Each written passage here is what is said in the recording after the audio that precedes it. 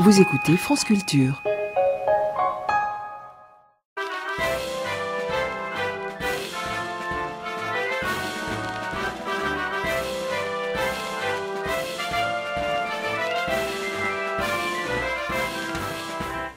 Simone, t'es-tu avisée du nombre impressionnant de mots ou d'expressions qui, dans notre langue, servent à dire de quelqu'un qu'il n'est pas comme nous, qui n'est pas tout à fait normal? Il y en a tant que ça? Oh, il y en a foison.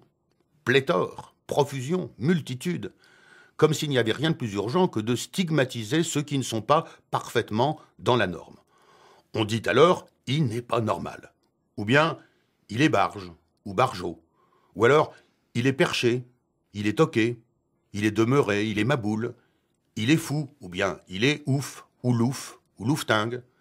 Autrefois on disait « il est fada », « il est complètement brinzingue », « il est sinoc », « il est siphonné », « il est à moitié branque » ou « complètement braque », « il est azimuté », « il est dérangé », « il est cinglé », « il est un peu dingue » ou pire « il est carrément dingo ».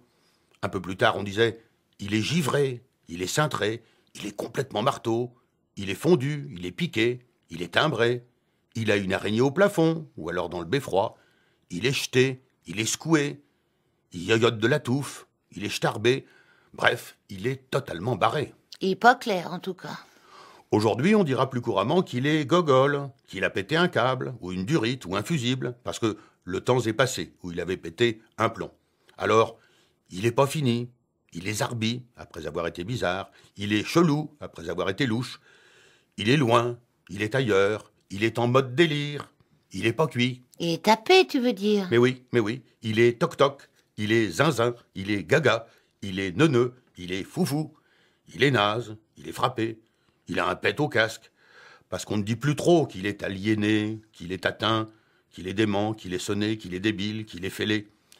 Il y a eu un temps où il était bord-cadre, il était spé, il était strange, il planait à 10 000, il était déréglé, désaxé, détraqué, il a même été folingue ou loufoque. Il a une case en moins, ton bonhomme. Oh oui. Il est space.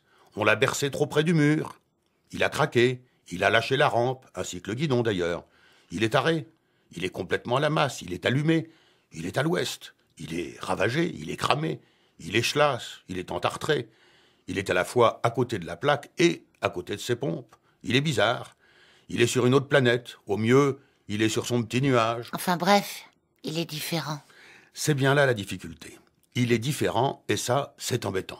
Alors, on s'arme de mots et d'expressions plus ou moins précis, plus ou moins imagés, plus ou moins bienveillants pour dire, d'une façon ou d'une autre, qu'il n'est pas comme nous.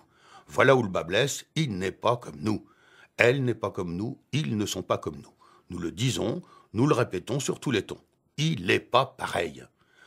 Alors, Simone, dans la pénombre protectrice, une voix paternelle venue du fond des livres nous pose gentiment la question « C'est un problème ?» Bon. Et toi? Moi quoi? Toi, t'es pas un peu... Tu vois ce que je veux dire? Si, je le suis. Mais je ne veux pas que ça se sache. N'en parlons plus.